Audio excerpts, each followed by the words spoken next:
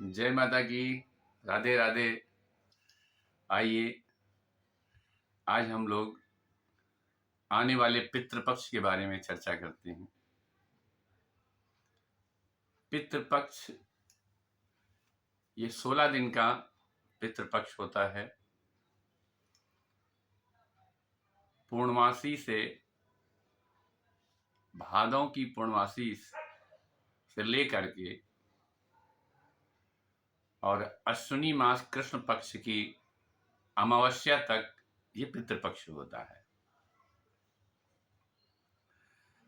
पितृपक्ष में हमारे अपने पूर्वजों के लिए अगर हम कुछ कर सकते हैं उनके लिए बेहतर, तो वही ये 16 दिन होते हैं। क्योंकि 16 दिन के लिए पितृ हमारे यहाँ मेरे दरवाजे पर आते हैं और आकर करके अपने परिवार के जो भी पितृ ऊपर से छोड़े जाते हैं, सारे जो ब्रह्मलोक में हैं, वो सब यहाँ मृत्युलोक में पितृपक्ष में आते हैं। अपने अपने परिजनों के घर के बाहर आके खड़े होते हैं पहले दिन से ही, इसलिए कि मुझे इस घर से भोजन और पानी मिलेगा।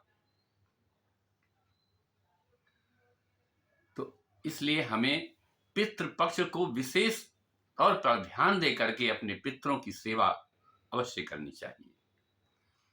पितृ यदि प्रसन्न हैं तो इतना कुछ दे जाते हैं जो कि देवता भी नहीं दे सकते, और पितृ अगर अरिष्ट हैं तो हम देवताओं की कितनी भी आराधना कर लें, उससे कोई लाभ होने वाला नहीं है। तो इसलिए जैसे हम समस्त देवी देवताओं का पूजन अर्चन करते हैं, उसी तरह ये 16 दिन हमारे अपने पूर्वज, हमारे अपने पितरों के लिए होता है। तो हर व्यक्ति को करना चाहिए।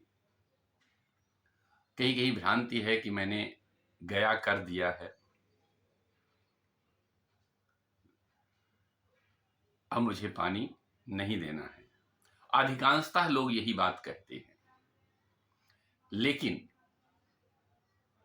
मुझे नहीं पता है कि मैंने जो कर्मानुसार सारा किया उनके लिए, उसका प्रतिफल क्या हुआ।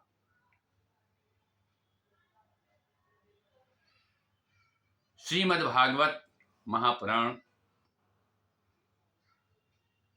में आता है कि धुंधकारी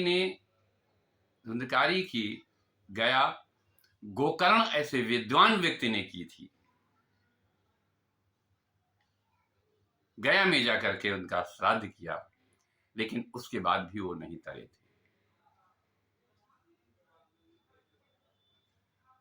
फिर उन्हें जब पुनः श्रीमद् भागवत कथा सुनाई गई, तब जाकर के उनको मुक्ति मिली। तो इसीलिए क्या है, कैसे है, किसी को सम्मान देना कोई बुरी बात नहीं है। पितरों का स्मरण करना बुरी बात नहीं है। लोग कहते हैं कि अब तो हम गया कर दिया, अब हमको इसकी कोई आवश्यकता नहीं है। लेकिन अगर हम पितरों का सम्मान करते हैं तो कोई बुरी बात नहीं है। फिर लोग कहते हैं कि हमने उनको बैठा दिया है, हमने उनको वहां पे स्थान दे दिया है, उनको मुक्ति मिल गई होगी। मुक्ति मिल गई है नहीं, होगी। मैंने गया में श्राद्ध किया तो मुक्ति मिल गई होगी, शब्द लगा हुआ है। तो इसलिए हम उनके स्मरण में, हाँ, उसमें जो वसंधर डाला जाता है, जिसको अग्नि में हम उनके नाम की आहुति देवताओं को लेकर के डालते हैं, वो नहीं होगा। हम उनके नाम से पूरे 16 दिन उनको जल देते हैं, और अंतिम दिन अमावस्या के दिन, जिस दिन हम पितृ विसर्जन करते हैं, उस दिन यथाशक्ति ब्राह्मण को बुला करके हम भोज करते हैं। ये अवश्य करना चाहिए। इससे हमें धन धान्य सुख समृद्धि आरोग्य इन सभी को उनके आशीर्वाद से मुझे जो है इन सब की प्राप्ति होती है, पितरों के आशीर्वाद। क्योंकि वो जल पा करके, भोजन पा करके, प्रसन्न होकर के जब जाते हैं अमावस्या के दिन, तो आशीर्वाद दे के जाते हैं, और यदि उन्हें नहीं मिलता है तो वो श्राप दे करके चले जाते हैं। तो जो लोग नहीं देते हैं, कुछ लोग कहते हैं कि ये बड़े को देना चाहिए, कुछ लोग कहते हैं छोटे को देना चाहिए। नहीं, अगर बड़ा नहीं दे रहा है, छोटा नहीं दे रहा है, तो जितने भाई हैं उसमें कोई भी एक भाई उन सबको दे सकता है।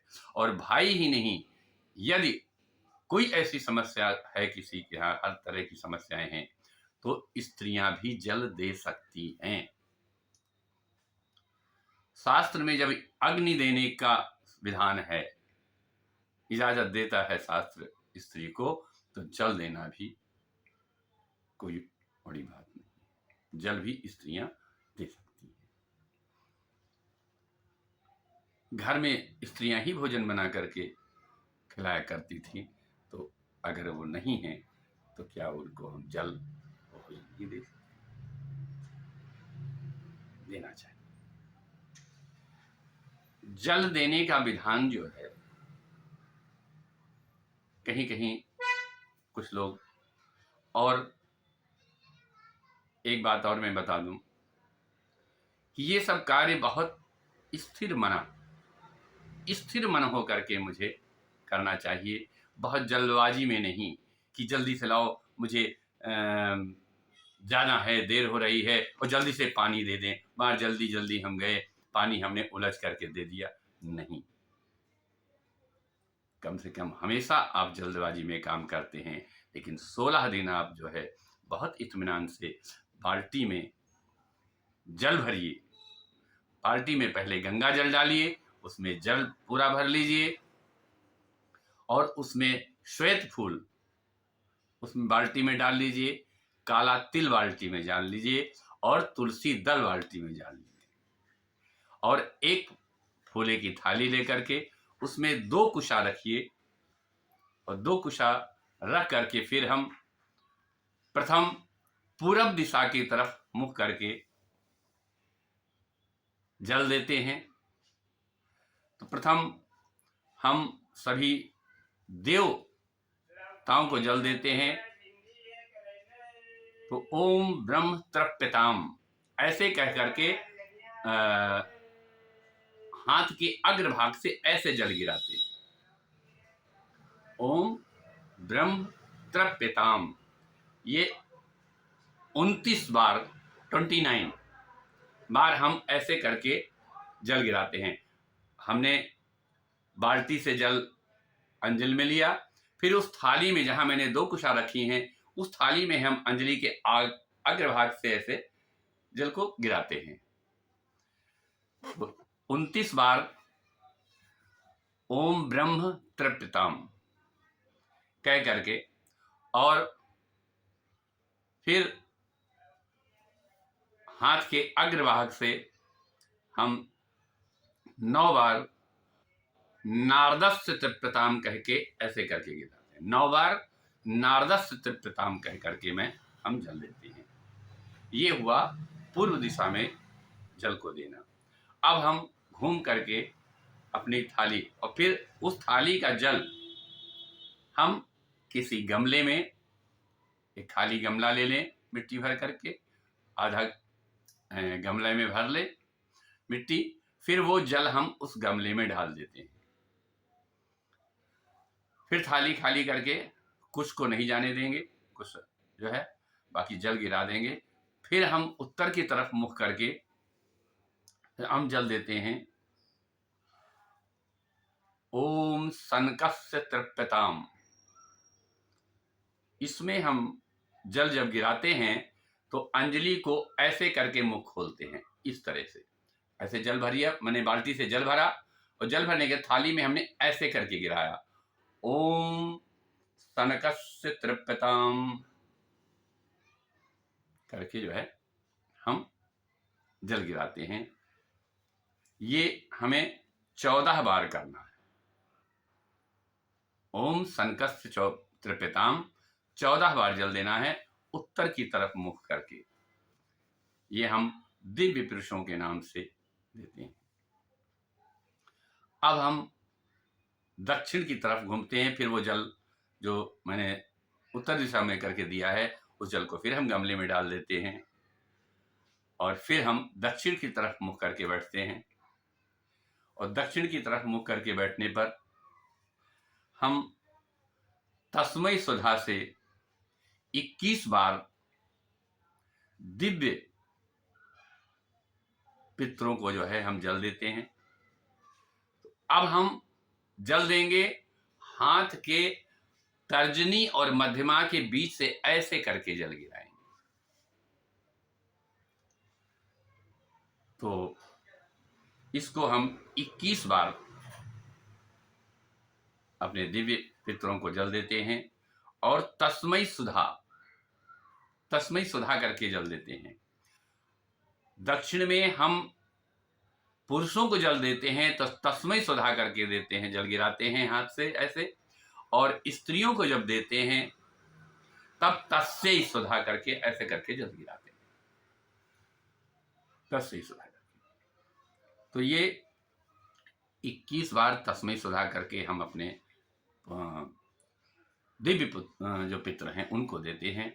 उसके बाद फिर 42 बार हम यम को जल देते हैं। ओम यमाय नमः,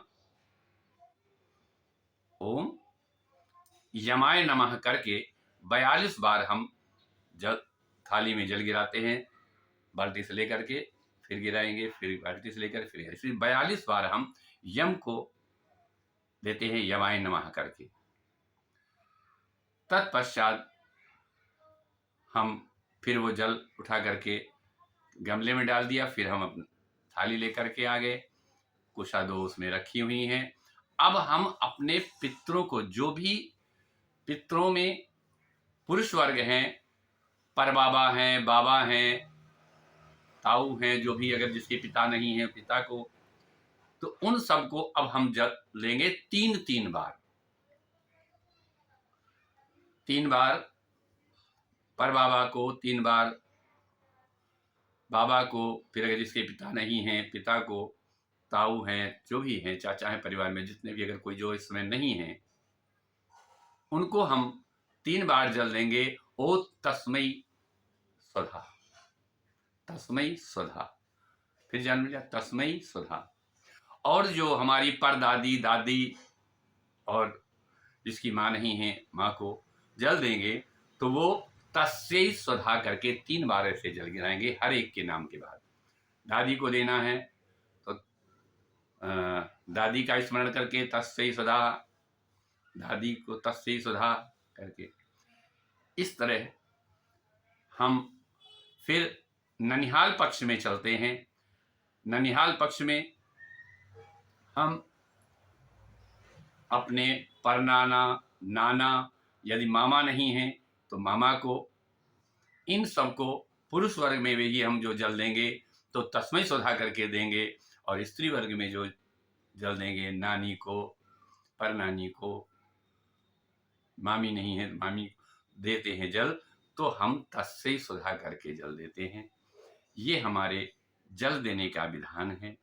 और मैं निवेदन करूंगा कि जो भी जल नहीं देते हैं अपने पूर्वजों को, कोई नहीं दे रहा है, और जिसको स्मरण हो, आप जानते हो, अगर आपको लगता है कि उनके यहाँ भी जल नहीं दिया जा रहा है, तो उनको अपने इष्ट मित्र में के यहाँ कोई खत्म हो गया हो, या अपनी जो आप घनिष्ठतम जिसके यहाँ हो उसके यहाँ कुछ अगर जल नहीं दिया जा रहा है, आप उसको जानते हैं, तो उसके नाम से आप भी जल उसको 3 अंजलि दे सकते हैं। ऐसा विधान है। तो इसलिए मैं पुनः फिर कहूंगा कि इन 16 दिनों में यदि आप पितरों से आशीर्वाद लेना चाहते हैं तो जल देने का काम अवश्य करें, श्रद्धा और विश्वास के साथ करें। और बहुत शांत मन से, स्थिर मन से, प्रेम से उनका स्मरण करके हम उनको जल दें। ऐसा लगता है कि जैसे आपके सामने ही बैठे हैं, मैं उनको चाय पिला रहा हूँ। और फिर जिन लोगों की तिथियां मुझे नहीं पता हैं, तो पुरुषों में तो हम अमावस्या के दिन, जिस दिन पितृ विसर्जन होता है, उस दिन हम ब्राह्मण भोज करते हैं। और स्त्रियों में यदि मुझे किसी का नहीं पता है कि किस दिन है, तो मात्र नवमी के दिन और पितृपक्ष 29 सितंबर से प्रारंभ होगा और 14 अक्टूबर तक ये पितृपक्ष रहेगा। 29 अक्टूबर से हम जल देना शुरुआत 29 सितंबर से हम जल देना शुरुआत करेंगे। 14 अक्टूबर तक हम जल देंगे। उस दिन पितरों का विसर्जन है। उस दिन ब्राह्मण भोज वगैरह भी हम कर सकते हैं। और 8 अक्टूबर को मात्र नवमी, उसमें हम स्त्रियों के लिए भी भोज कर सकते हैं, जो कि स्त्रियों जो पूर्वज में नहीं है, उनको से भी उनसे तृप्ति हो। इसलिए मैं अपनी वाणी को विराम देते हुए ये कहूँगा कि आप लोग अपने पितरों को अवश्य ध्यान दें, उनको सम्मान से। और चलते चलते मैं एक बात और कहूँगा, यदि आप किसी को बुलाते हैं भोजन के लिए इस पितृपक्ष में, तो ये समझ करके नहीं बुलाइएगा कि ये फला पंडित जी हैं। अपने पितृ को समझ के बुलाइएगा कि, और जा करके उनके हो सके तो उनको लेके आइए और फिर उनको अच्छे से भोजन करा करके उनका पैर धुलिए, तौलिया से पूछिए। पूछने के बाद फिर उनको प्रेम से आसन पे बैठाइए कि ये मेरे पूर्वज आए हैं, ये सोच करके उनको भोजन कराइए। भोजन कराने के बाद दक्षिणा आदि वस्त्र आदि दे करके उनको विदा करने के लिए उनके घर तक पहुंचा करके आए। ये वाणी को विराम देते हुए जय माता दी, जय श्री राधे।